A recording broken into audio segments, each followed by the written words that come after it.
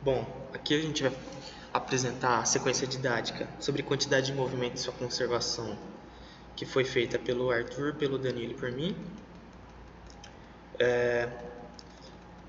Aqui a gente alterou os objetivos que o professor tinha pedido, que é o desenvolvimento por parte dos alunos da capacidade de solução de problemas e pensamento crítico, o desenvolvimento e aprimoramento da capacidade de articulação de ideias e o esclarecimento de conceitos físicos relacionados aos estudos de quantidade de movimento, e uma introdução à análise quantitativa da quantidade de movimento e uma introdução aos princípios de conservação da física.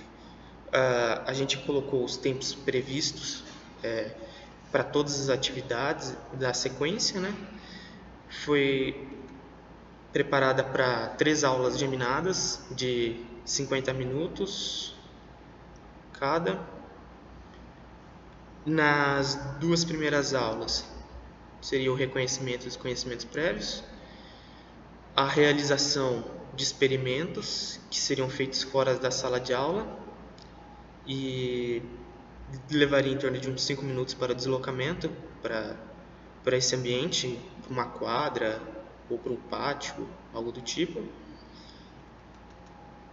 Teríamos 3 experimentos diferentes, 2 arranjos experimentais iguais para cada um dos 3, totalizando 6 montagens, de modo a separar a sala em 6 grupos. E em um primeiro momento a interação dos alunos de cada grupo com os arranjos experimentais de 15 minutos, e em seguida, associado a cada experimento, entregaríamos o roteiro com as ações que eles têm que seguir para fazer o experimento, e junto com um questionário para levantar as concepções prévias deles. A descrição do experimento, a análise da elasticidade de um corpo numa colisão, alvo em repouso, pensar colisões elásticas e inelásticas com bolas de sinuca e massa de vidraceiro. O primeiro experimento levaria em torno de 25 minutos. Os materiais utilizados aqui seriam 4 bolas de sinuca, sendo uma parcialmente coberta com a massa de vidraceiro, um bolão e 3 bolas menores e iguais. No caso, como eu falei, uma dessas parcialmente coberta com a massa. As instruções, eles iriam escolher uma posição e deixar uma das bolas menores sem massa de vidraceiro parada nesse lugar, lançar as bolas sem massa de vidraceiro contra a bola em repouso várias vezes, novamente escolher uma posição e deixar uma bola com massa de vidraceiro parada nesse lugar, e lançar as bolas restantes contra a bola com massa de vidraceiro em repouso várias vezes. E aí teriam umas questões para eles responderem. O que aconteceria quando uma bola lançada atingia a bola sem massa de vidraceiro em repouso, no caso em que as bolas tinham a mesma massa, e quando as massas eram diferentes? No caso da bola com massa de vidraceiro em repouso, o que aconteceria com as bolas após o choque? Qual é a diferença desse caso para o caso anterior? E se você colocar a mão atrás da bola em repouso, sem massa de vidraceiro, o que você observa? Como você justificaria o que é observado? E aqui é a figura do experimento, né? A bola em repouso e a outra bola sendo lançada para colidir com ela.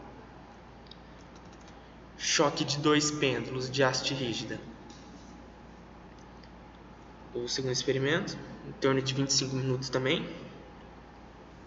Os materiais utilizados seriam 2 hastes móveis com bolas de sinuca nas extremidades, 4 bolas de sinuca, 3 de mesmo tamanho, uma com a massa de vidraceiro e um bolão, um suporte, um transferidor fixado ao suporte e de modo a medir a inclinação da haste, e um parafuso que pode ser rosqueado ao suporte do pêndulo. Aqui as instruções. Eles iriam deslocar uma das hastes de modo a aumentar a sua altura e em seguida soltar para que ela se colida com a haste que permaneceu parada. Repetir o processo com bolas de tamanhos diferentes. Deslocar as 2 hastes de suas posições iniciais e soltar e observar o que acontece para o caso de alturas iguais e diferentes. e rosqueando o parafuso no meio de suporte, desloque uma das hastes e em seguida solte.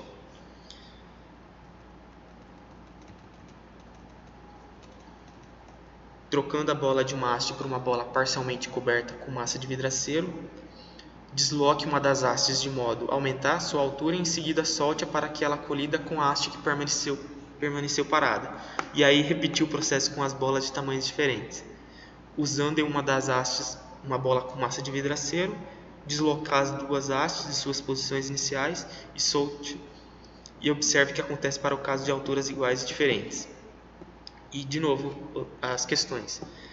No primeiro caso, de bolas sem massa de vidraceiro, quando um dos pêndulos estava parado, o que aconteceu após a colisão com o pêndulo que estava em repouso no caso de bolas de mesma massa e no caso de massas diferentes, e com outro pêndulo no caso de bolas de mesma massa e no caso de massas diferentes. Ainda com bolas sem massa de vidraceiro, quando os pêndulos se moviam, o que aconteceria após o choque? E agora com uma bola com massa de vidraceiro, o que acontecia no caso de uma haste em repouso quando as bolas eram iguais e quando as bolas eram diferentes, e no caso em que ambos os pêndulos eram soltos de alturas iguais e alturas diferentes. E aqui é a figura do experimento, a haste, as bolas que vão colidir, uma haste em repouso e a outra sendo solta. E o experimento 3 do choque bidimensional oblíquo guiado por calha. O experimento também levaria em torno de 25 minutos. Os materiais seria um bolão e 4 bolas menores iguais entre si e uma rampa de calha, né? E uma mesa plana de superfície demarcada com quadriculados e com buracos nas extremidades para poder medir verificar a quantidade de quadriculados que ela se moveu e tal. Nas instruções, posicione as bolas menores nas posições demarcadas na mesa. Em seguida, solte a bola grande na rampa de maneira que essa colida com uma bola menor e observe a trajetória que a bola menor descreve. Movimentando a rampa, tente fazer com que o choque do bolão com uma bola menor leve a bola menor a cair em um dos buracos e procure fazer com que uma mesma bola caia em mais de um buraco. E depois livre para manusear o experimento, de maneira para causar as colisões. Aí as questões. Em qual buraco a esfera caiu após a primeira colisão? E após a segunda colisão? Por que houve essa diferença? É possível, no que se refere às pequenas esferas, que percorrem uma trajetória que antecede seu ponto de impacto? Por quê? Variando a posição do choque, qual seria o maior ângulo possível a alcançar? Aí aqui a figura, a calha que vocês podem verificar, a rampa, a bola solta aqui, de sinuca, ela desliza, bate na outra, você tem que tentar derrubar em algum desses buracos a bola. Aula 3 e 4, em torno de uns 100 minutos, seria o esclarecimento do conceito de sistema e de movimento como produto conjunto da massa e da velocidade. Essa aula começaria com cada um dos grupos apresentando suas respostas para as perguntas dos experimentos 1 e 2, e cada grupo teria 10 minutos para apresentar e justificar as conclusões às quais chegaram após os experimentos. Ou seja, eles iriam preparar uma apresentação e explicar esses experimentos, o que eles fizeram e o que eles chegaram, né, às conclusões, e de modo a explorar o conceito de um sistema físico e esclarecer o foco da análise dos experimentos. Após as apresentações, o professor poderia fazer a seguinte pergunta a toda a sala: quando vocês fizeram o experimento que nós fizemos, estavam relacionados à questão do movimento? Quais eram os movimentos que estavam analisando? Ou quais eram os objetos os quais estávamos analisando o movimento? As respostas esperadas se relacionam às diferentes bolas que compõem os experimentos e alguns outros elementos dos mesmos, por exemplo, a rampa, a haste, etc. Então, usando a montagem experimental 1 e impedindo com a mão o movimento da bola em repouso, o professor deve tentar induzir os alunos à resposta que espera encontrar que é as bolas. Se ainda não obteve, reiterar a ideia se a resposta já vier à tona. E aqui é importante esclarecer a ideia do que é interno e externo ao sistema, ou seja, dos elementos que compõem o sistema, analisando e todo o resto. E em seguida, o professor deve ainda explorar o limite da idealização física de um sistema mecânico, a ausência de atrito, a resistência do ar e a deformação elástica de um corpo. Isso seria em torno de gasto de uns 15 minutos da aula. No próximo passo, esclarecido o conceito de sistema, o professor realiza novamente o experimento, mas dessa vez usando o questionário, lendo as perguntas e espera-se pelas respostas dos alunos, e questionando-os, tenta induzi-los à conclusão de que ambos, massa e velocidade, conjuntamente influem no movimento. Logo, como introdução à análise quantitativa, o professor pode apresentar a seguinte situação à sala. Quando uma bola de 1 kg que se move a 2 metros por segundo choca-se com uma bola de 1 kg em repouso, e a bola que estava em repouso passa a se mover a 2 metros por segundo, e a bola que se movia passa ao repouso. Entretanto, quando uma bola de 2 kg move-se a 1 metro por segundo e se choca com uma bola parcialmente coberta com massa de vidraceiro de 1 kg em repouso, e após o choque elas passam a se mover conjuntamente como uma só bola de 3 kg, a velocidade fica de 2/3 metros por segundo.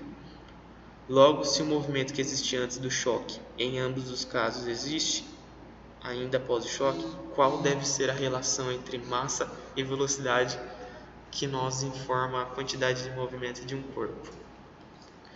O professor deve argumentar com os alunos até que o produto entre M e V seja sugerido. Em seguida, o professor deve ainda salientar a ideia de conservação de quantidade de movimento para sistemas que não sofrem qualquer influência, na forma de força de elementos externos a eles. Isso levaria em torno de uns 25 minutos. Então, a aula 5 e 6, caráter vetorial do movimento e a sua conservação. Para abrir essa nova aula, o professor faria uma breve revisão dos últimos conceitos aprendidos, em torno de 5 minutos para fazer isso. Para fixar as ideias de quantidade de movimento como produto MV e de sua conservação, o professor passaria a trabalhar exercícios simples de quantidade de movimento com os alunos, uns 45 minutos para isso. Para dar o próximo passo na análise de quantidade de movimento, como quantidade vetorial, o professor usaria da montagem 6. Para tanto, o professor perguntaria aos alunos o que eles fizeram para realizar o experimento com sucesso, e em seguida ele poderia perguntar como o movimento de uma das bolas pode se transformar em dois movimentos diferentes. Alvo e projétil,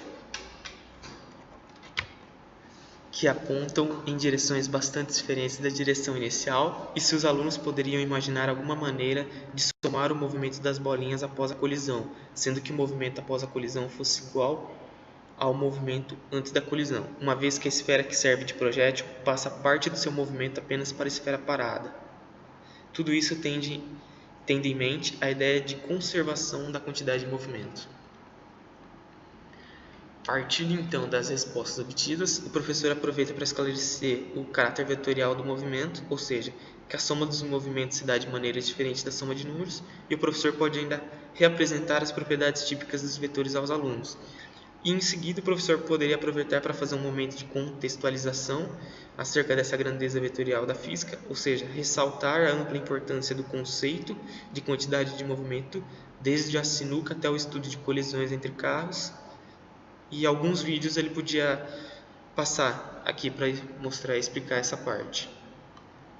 E por fim, falando novamente da passagem de movimento de uma bola para outra, o professor poderia abordar o processo histórico de estabelecimento do princípio de conservação de quantidade do movimento, que é um dos princípios fundamentais da física. E também o professor pode, usando a terceira lei de Newton e o conceito de sistema, explorar a relação da terceira lei com conservação de quantidade de movimento. Isso tudo levaria em torno de 50 minutos.